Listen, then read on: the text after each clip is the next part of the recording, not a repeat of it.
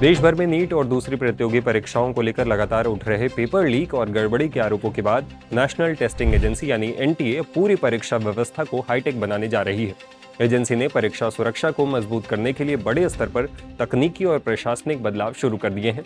अब परीक्षा केंद्रों पर केवल सीसीटीवी कैमरों पर निर्भर नहीं रहा जाएगा। एनटीए एआई आधारित मॉनिटरिंग सिस्टम लागू करने की तैयारी में, जिससे संदिग्ध गतिविधियों पर तुरंत नजर रखी जा सकेगी।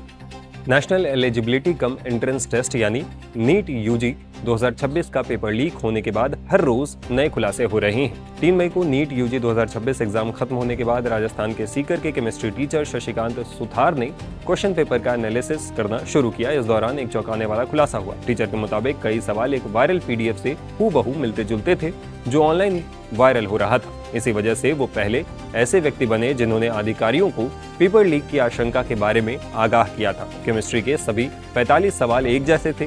सुथार के मुताबिक 3 मई को शाम करीब 5 बजे नीट एग्जाम खत्म होने के बाद वो अपने छात्रों के साथ नीट क्वेश्चन पेपर का एनालिसिस कर रहे थे। जब वो पेपर देख रहे थे तभी उनके किसी परिचित ने उन्हें एक पीडीएफ डॉक्यूमेंट दिखाया। उस व्यक्ति का दावा था कि ये पीडीएफ 2 मई से ही वायरल हो रहा है, यानी नीट एग्जाम से ठीक एक दिन पहले ही पेपर लीक हो गया था। नीट यूजी 2026 पेपर लीक मामले की जांच अब महाराष्ट्र के विदर्भ क्षेत्र तक पहुंच गई है। पिछले 2 दिन से विदर्भ के नागपुर और चंद्रपुर जिलों में सीबीआई की टीम नीट के स्टूडेंट्स के घरों पर छापेमारी कर रही है।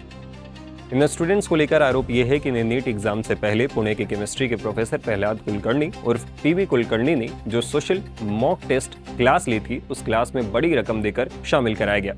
इन्हें इस क्लास तक नागपुर के एजेंट्स लेकर गए थे। केंद्रीय जांच ब्यूरो ने नागपुर और चंद्रपुर जिले के ब्रह्मपुरी में कई स्थानों पर छापेमारी की। ये कार्रवाई उन छात्रों के घरों पर की गई जिनके नाम जांच में पेपर लीक के लाभार्थियों के रूप में सामने आए।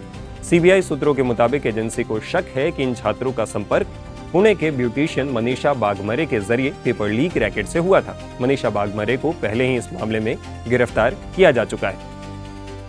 नागपुर के मंगलवारी इलाके और सेंट्रल एवेन्यू के पास स्थित कुछ घरों में करीब 5 घंटे तक तलाशी अभियान चलाया गया। इस दौरान सीबीआई ने laptop, mobile phone, iPad, desktop computer, sample प्रश्न पत्र, नोट्स, प्रिंटेड बुकलेट और अन्य सामग्री जब्त की है। जांच एजेंसी का मानना है कि मनीषा बागमरे छात्रों और उनके अभिभावकों को पेपर लीक सिंडिकेट के सदस्यों से जोड़ने का काम करती थी। बाद में छात्रों का संपर्क पुणे से गिरफ्तार केमिस्ट्री लेक्चरर पीवी कुलकर्णी से हुआ, जिसे इस रैकेट का मुख्य आरोपी माना जा रहा है।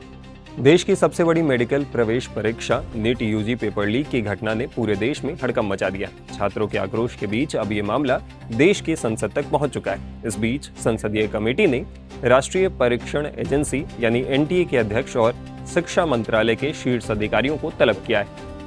एनटीए के अध्यक्ष प्रदीप कुमार जोशी 21 मई के दिन कमेटी के सामने मौजूद होंगे। एनटीए के अध्यक्ष पूर्व आईएएस प्रदीप कुमार जोशी और उच्च शिक्षा सचिव विनीत जोशी को इस बैठक में व्यक्तिगत रूप से उपस्थित होने के लिए समन भेजा गया है। रिपोर्ट की माने तो कमेटी परीक्षा संचालन में हुई इतनी बड़ी प्रशासनिक चूक पर बातचीत होगी।